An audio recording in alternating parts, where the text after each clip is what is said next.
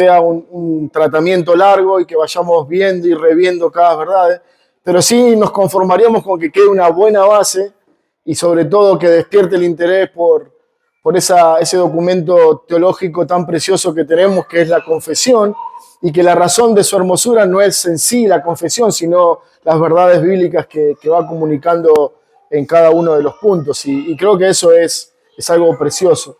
Bueno, ya hemos visto que nuestra confesión es ortodoxa. Quiere decir que lo que la confesión dice es algo que los apóstoles, los apóstoles enseñaron, la iglesia de aquella época enseñó, y es algo que ellos tomaron y que también fueron replicando y profundizando en la confesión. Entonces, esto nos da cierta tranquilidad de saber que cuando nosotros adoptamos una confesión de fe para nuestra iglesia, no estamos haciendo algo novedoso, algo nuevo, no estamos trayendo doctrina nueva o una nueva revelación, como si es que hubiera, sino que estamos haciendo algo que la iglesia durante toda su historia ha hecho. Ha tomado la doctrina desde el principio y la ha enseñado como nos manda la palabra, ¿no? Hay un pasaje que está en Judas que nos habla a contender ardientemente por la fe que fue dada una vez a los santos. Y si uno toma ese versículo y mira el tema que estamos hablando, podemos decir, bueno, esa fe le fue dada a los apóstoles en el credo, ellos lo defendieron, lo proclamaron, y así fue la historia de cada iglesia en cada generación, donde fueron defendiendo y proclamando la verdad que le fue dada una vez a los santos. Pero es precioso entender que esa doctrina no es una invención humana, no es que un hombre una mañana se levantó y dijo, bueno, hoy voy a escribir un documento teológico o voy a hablar acerca de esta verdad. No, fue Dios en su voluntad que nos da esa verdad, ha sembrado la escritura de teología, ha sembrado la escritura de verdades que nosotros debemos aprender, asimilar y vivir, porque eso es lo que le hará bien a nuestra alma. Bueno, pensando en este punto, acerca de una fe, una confesión ortodoxa, el segundo punto que quiero compartir con ustedes en esta ya mediodía es que nuestra confesión es una confesión reformada, tiene una herencia reformada. Esto quiere decir que, bueno, replica verdades que se comunicaron y se defendieron en la Reforma, y si nosotros hacemos un resumen de lo que se proclamó en la Reforma, son cinco encabezados o cinco proclamaciones, que es solo Escritura, solo fe, solo Cristo, solo gracia y solo a Dios la gloria. En esos 5 puntos se resume el cuerpo de doctrina que la iglesia enseñó y resurgió para la iglesia de su época. La pregunta es, ¿por qué fue necesario que nuestros hermanos como los reformadores tuvieron que embarcarse en esa tarea de resurgir estas verdades, si son verdades que están en la palabra de Dios, que fácilmente podemos identificarla? Bueno, la razón de esto se debe a que la iglesia en Roma de alguna manera había monopolizado la fe, el cristianismo, y eran ellos lo que determinaba qué creerse y qué no creerse. Eran ellos los que decían cómo la Biblia se tiene que interpretar. Y digo, decían y lo siguen diciendo, ¿no? Hay un documento que quiero compartirles, que es un documento que fue escrito en el año 1965. Ya me dijo Pablo que largue el micrófono. Y dice, el documento se conoce como Dei Verbum o algo así. Dice, no, por las dudas. Dice, bueno, el documento dice así, ¿no? El que fue promulgado. Dale. Dice, fue compartido por el Papa Pablo VI y dice que la enseñanza es lo siguiente. El artículo 10 de tu documento dice que se enseña que la Sagrada Tradición y la Sagrada Escritura constituyen un único depósito de fe confiado a la Iglesia y que el magisterio tiene la autoridad exclusiva de interpretar las Escrituras. ¿Se dieron cuenta? Ellos dicen, Nosotros no tenemos libertad como individuos de tomar la palabra de Dios sin interpretarla. No nos corresponde. De hecho, muchos hermanos murieron, muchos héroes, por llamarlo de alguna manera, de la fe, murieron porque tenían esa libertad de tomar las escrituras cuando para la época les era prohibido, ¿no? Que alguien que no fueran del magisterio o de la iglesia de Roma tomara una Biblia era una señal de rebeldía y era penado con la muerte. Gente murió por querer leer la palabra de Dios. Los mataban, no es que murió como parte del juicio, lo mataban ellos físicamente.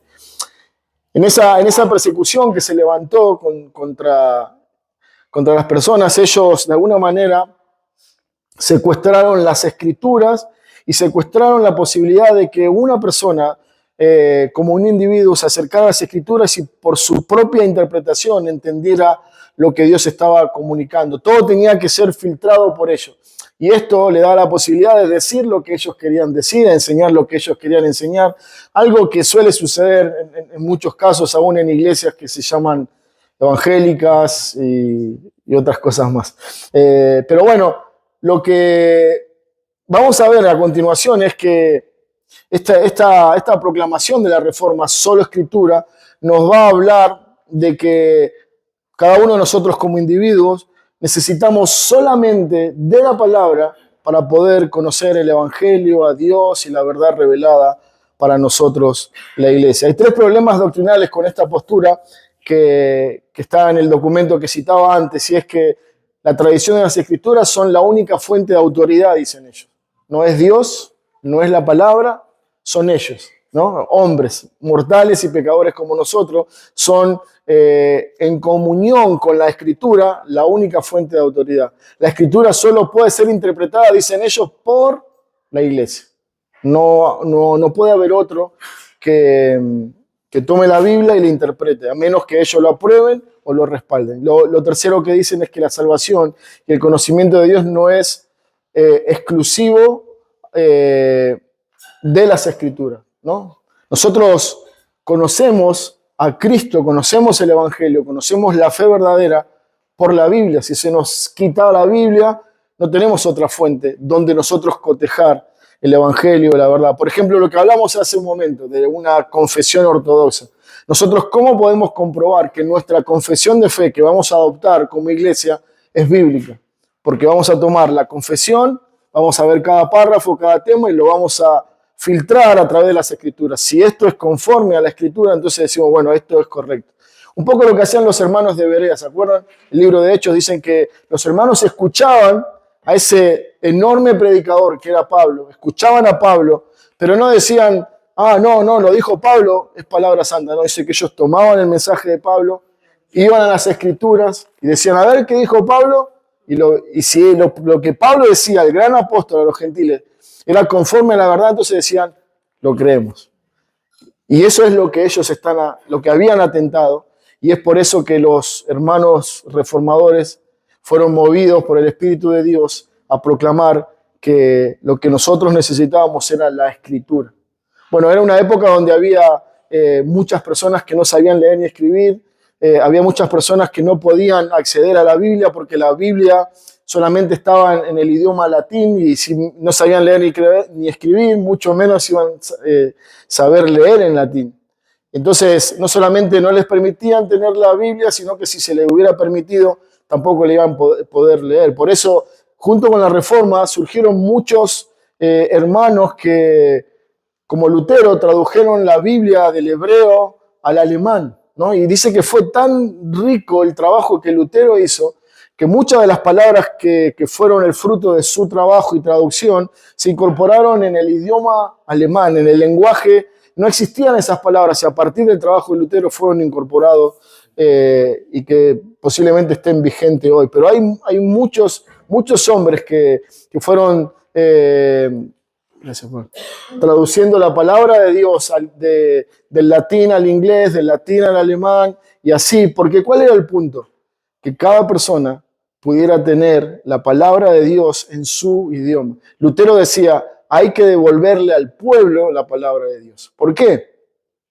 Porque él sabe que lo que transforma el alma de un pecador no es una buena exposición, no es la erudición de un hombre o una teología bien presentada, es la palabra de Dios en sintonía con el Espíritu lo que obra en nuestro corazón. Hermanos, lo que va a cambiar tu vida y mi vida no es otra cosa que la palabra de Dios. Por eso, insistentemente, Pablo dice que nosotros debemos abundar, o que la palabra de Dios debe abundar en nosotros, porque es esa palabra la que obra, la que cambia mi mente, la que cambia mi corazón, la que me da perspectivas espirituales correctas conforme a la verdad de Dios. Está bueno esto. Bueno, hermano, entonces eso es solo escritura. Quiere decir que lo que nosotros necesitamos es la palabra de Dios. Y es lo que la confesión resalta.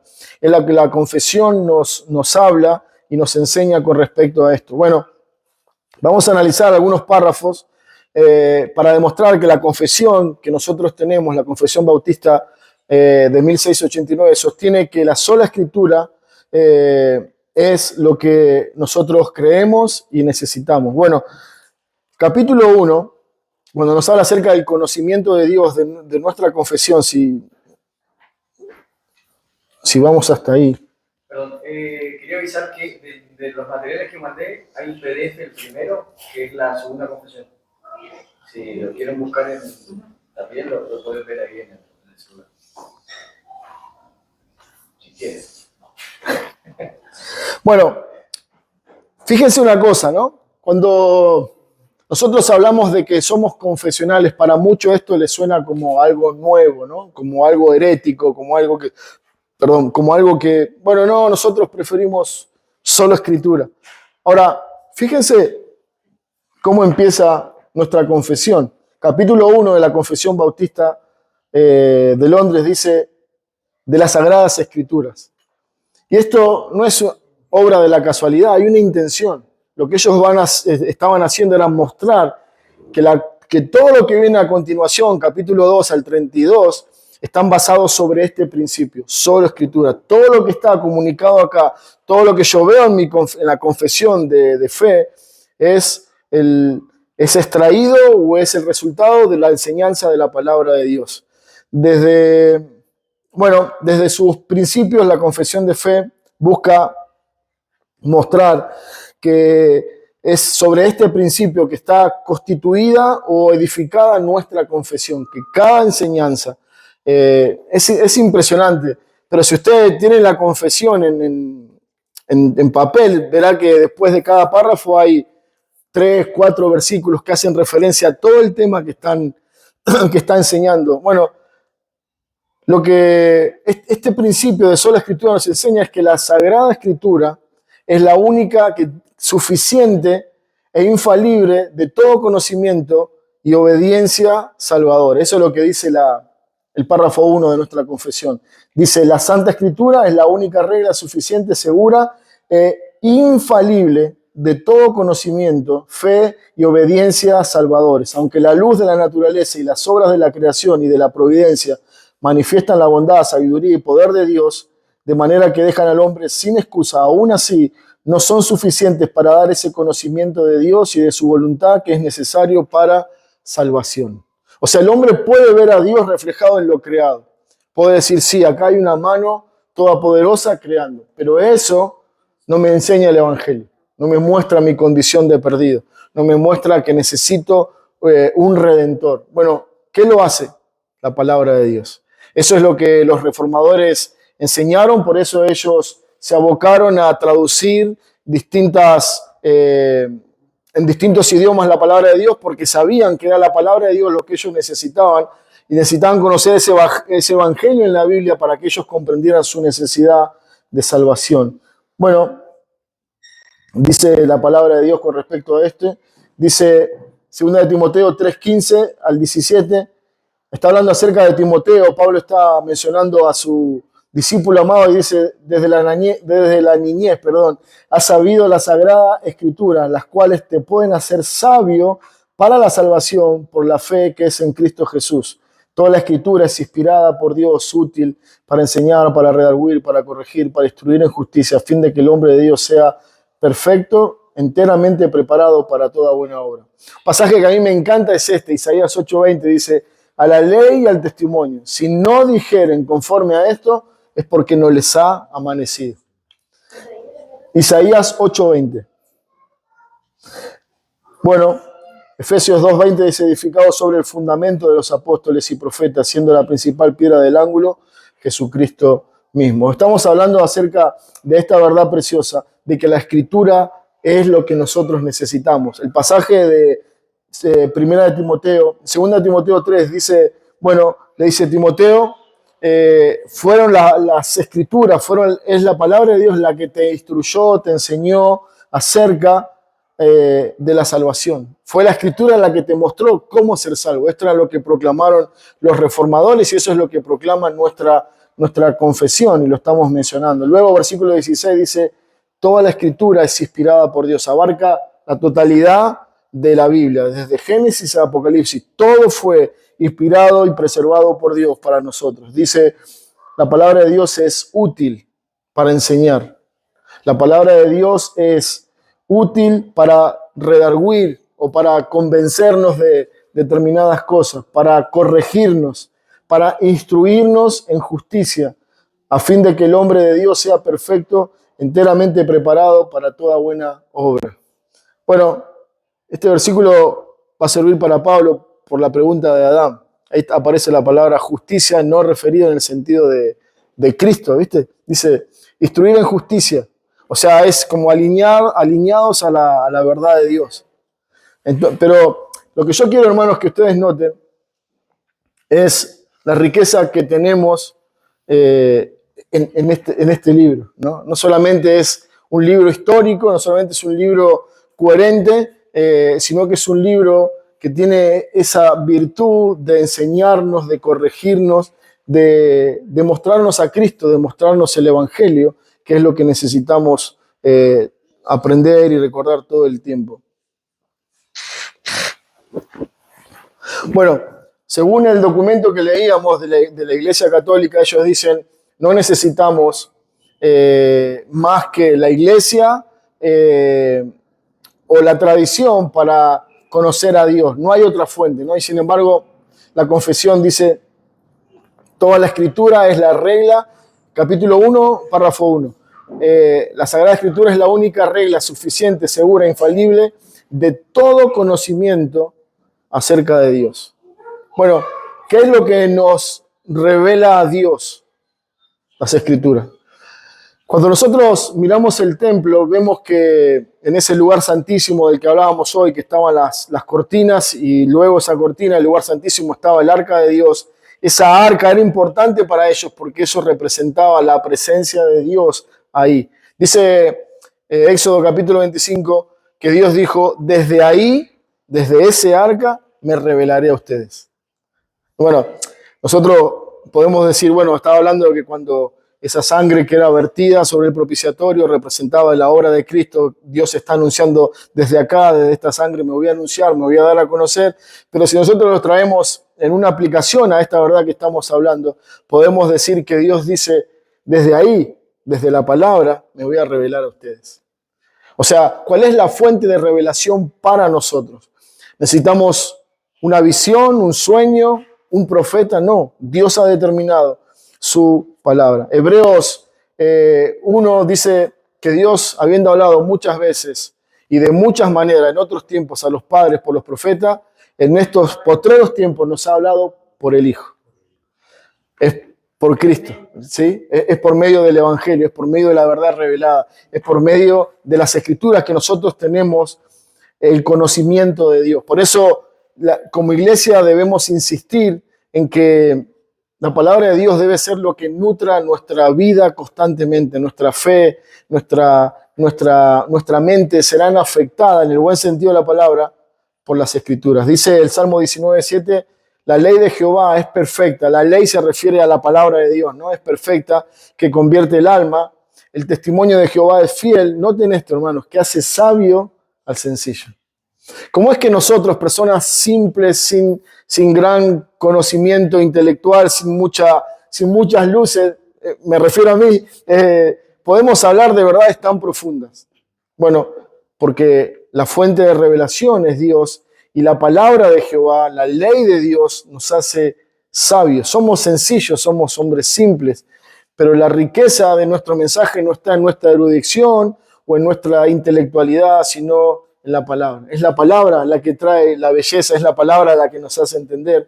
Por eso consideramos tan importante este principio. Bueno, ella es suficiente para el conocimiento de Dios. Dice el párrafo 6 de nuestra confesión del capítulo 1, dice, todo el consejo de Dios tocante a todas las cosas necesarias para su propia gloria, la salvación del hombre, la fe, la vida, está expresamente expuesto o necesariamente contenido en las Sagradas Escrituras, a las cuales nada en ningún momento ha de añadirse ni por nueva revelación del Espíritu ni por las tradiciones de los hombres. Sin embargo, reconocemos que la iluminación interna del Espíritu de Dios es necesaria para un entendimiento salvador de las cosas reveladas en la palabra. Y que hay algunas circunstancias tocante a la adoración de Dios y del gobierno de la Iglesia comunes y las acciones y sociedades humanas que han de determinarse conforme a la luz de la naturaleza y de la prudencia cristiana, según las normas generales de la palabra que han de guardarse siempre. Bueno, párrafo hermoso, ¿no? Pero él dice, la confesión dice, Dios nos dice en su palabra, que todo lo que tiene que ver con Dios, ¿dónde lo vamos a encontrar? ¿Lo googleamos? ¿Usamos una inteligencia artificial? No, la palabra de Dios. La palabra de Dios. Había una frase que se usaba en forma de burla hacia la iglesia y era, ellos son el pueblo del libro, le decían, ¿no? Era una manera de burlarse o de señalarlos como algo, despectivo, tal cual. Le decían, ellos son el pueblo del libro. ¿Saben por qué? Porque era el pueblo que estaban constantemente con el libro en sus manos. Y eso es lo que nosotros debemos retomar, ser el pueblo del libro, porque nuestra vida va a estar fundamentada en esta verdad, nuestra vida debe ir insistentemente a tomar de su enseñanza, de su verdad, porque eso es lo que va a cambiar nuestra alma. Yo sé, hermanos, que nosotros como seres humanos, pecadores y caídos que somos, lidiamos todo el tiempo con nuestro peor enemigo que somos nosotros mismos. ¿Sí? No hay peor enemigo que yo, para cada uno de nosotros. ¿Cómo lidio conmigo mismo? ¿Cómo me enfrento a mí mismo? ¿No? Yo mismo sé cómo rebuscármela para hacer lo que no tengo que hacer, para pecar, para desobedecer. Bueno, el antídoto para eso es la palabra de Dios. Llenarnos de la palabra de Dios. Dice el Señor, la palabra santifica. La palabra nos hace puro. La palabra nos aparta de lo incorrecto, ¿no? Y pensando en esta riqueza de la revelación de Dios, hay un juicio prometido para aquellos que agregan o quitan de la palabra de Dios. Dice Apocalipsis 22, 18, yo testifico a todo aquel que oye las palabras de la profecía de este libro, que si alguno añade o a estas cosas, Dios traerá sobre él las plagas que están escritas en este libro. Es tremendo ver cómo domingo tras domingo muchas personas se paran en los púlpitos sin ningún temor, sin ningún pudor, a decir mentiras y falsedades de la palabra de Dios. No tienen miedo. Bueno, no tienen miedo porque no conocen a Dios. No conocen al Dios verdadero. Conocen un Dios que ellos mismos inventaron. Conocen un Dios que se ajustan a sus pretensiones o a sus gustos. Pero si ellos conocieran al Dios de la Biblia, el Dios que dice, el que añade a mi palabra, las plagas que están escritas en este libro caerán sobre él, temblarían. Saldrían corriendo de sus púlpitos. Pero ese es el cuidado que nosotros debemos tener como iglesia, porque es la iglesia a la que se le ha encomendado como columna y baluarte de la verdad. La columna es algo que sostiene, el baluarte es algo que se levanta como una bandera, como un estandarte. Dice, es la iglesia la encargada de exaltar, honrar la palabra de Dios. Bueno, algo interesante y precioso para nosotros es que esta idea de sola escritura nos enseña también que yo como hombre simple, como leíamos en el Salmo, puedo entender la palabra de Dios. Hermanos, esto es una bendición gloriosa. Ustedes como yo podemos entender la revelación de Dios. No necesitamos de un intérprete. Si es verdad que en ocasiones hay verdades, valga la redundancia, que deben ser enseñadas y explicadas para nosotros, porque no podemos ir más allá. Pero lo que la confesión nos enseña y lo que la reforma nos enseña es que el individuo puede acercarse a la palabra de Dios e interpretar la palabra correctamente. Bueno, dice nuestra confesión en el párrafo 7 del capítulo 1,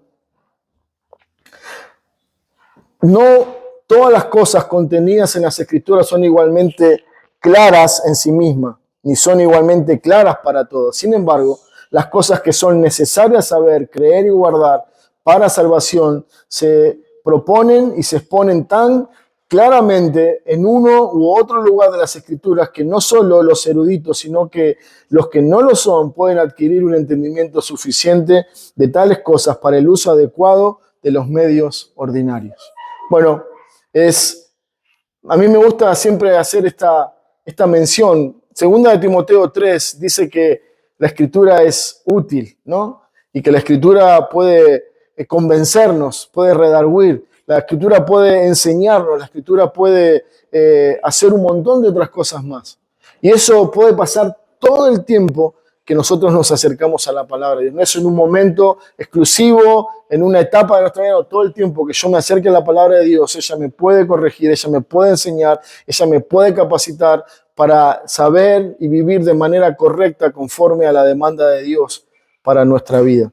Bueno, dice el Salmo 119, 130, que la exposición de tus palabras alumbra y hace entender a los simples. Bueno, es hermoso, ¿no? Es esa palabra que es representada como la luz de Dios, lumbrera a mis pies, es tu palabra, dice el salmista, y esa luz viene a nuestra vida, que está llena de oscuridad, llena de tinieblas, y dice, esa luz disipa las tinieblas, saca la confusión, saca el error. Dice, conocerán la verdad y la verdad os hará verdaderamente libre. Esa es la proclama de solo Escritura. Y eso es lo que nuestra confesión nos está enseñando una y otra vez. Es ella, la palabra de Dios, como aquella que tiene autoridad para definir toda controversia. El capítulo 1, pero el párrafo 10 de nuestra confesión dice, el juez supremo por el que deben decidirse todas las controversias religiosas y por el que deben examinarse todos los decretos de concilios, las opiniones de autores antiguos, las doctrinas de hombres y espíritus particulares y cuya sentencia debemos acatar, no puede ser otro sino las Sagradas Escrituras, entregadas por el Espíritu. A dichas Escrituras así entregadas se reduce nuestra fe en definitiva. ¿Qué hicimos hace un momento cuando estábamos viendo la ortodoxia? Comparábamos la doctrina histórica, comparábamos la doctrina de la confesión y comparábamos la palabra de Dios. Bueno, ese es el círculo que debemos hacer en toda controversia. Hermanos, yo no creo que sea algo malo que alguien tenga dudas y que cuestione en el buen sentido de la palabra determinadas cosas de nuestra fe, ¿no? No cuestionar el sentido de generar un conflicto, una pelea. No, decir, yo no entiendo esto. O sea, ¿por qué tengo que creer esto? Entonces, deberíamos ir a la palabra de Dios. Y la palabra de Dios debería ser la que trae luz sobre determinados temas. Para eso nos fue dada, para que nosotros tengamos luz.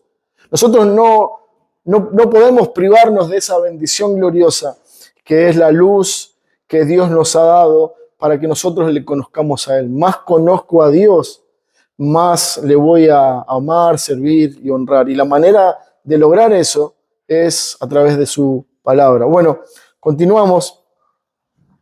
Y dice que la palabra de Dios es la única autoridad sobre nuestra conciencia.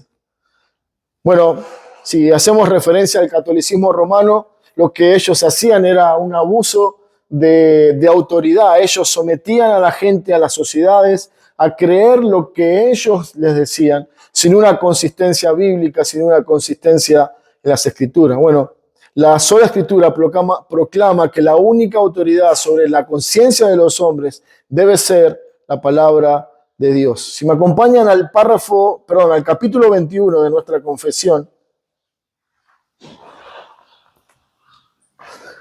el párrafo 2.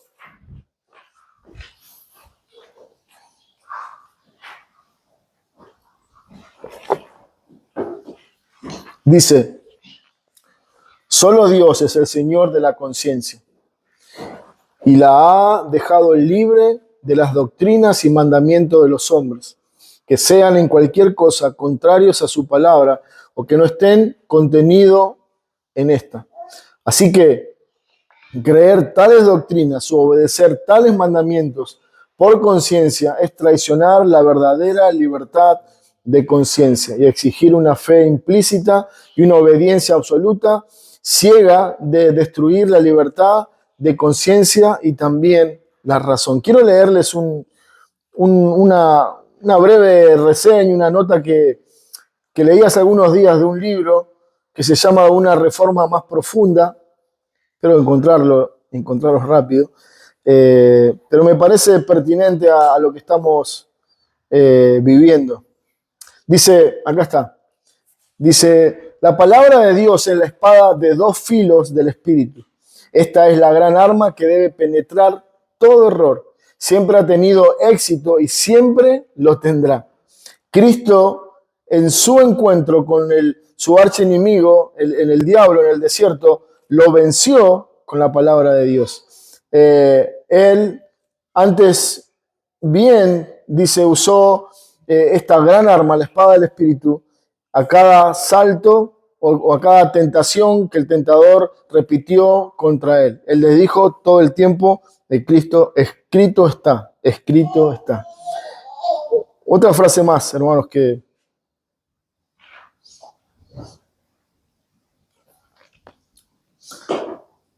acá está. Dice, las armas carnales nunca pueden derribar las fortalezas del error. Antes bien, las hacen más inexpugnables. Perseguir a un ignorante nunca iluminará su mente. Tergiversar a un prejuiciado nunca eliminará el prejuicio. Y adular a un egoísta nunca demolerá el egoísmo. La única arma que hará esto es la palabra de Dios. Es impresionante. Les recomiendo este libro. El autor es John Quincy Adams, se llama. Es un libro de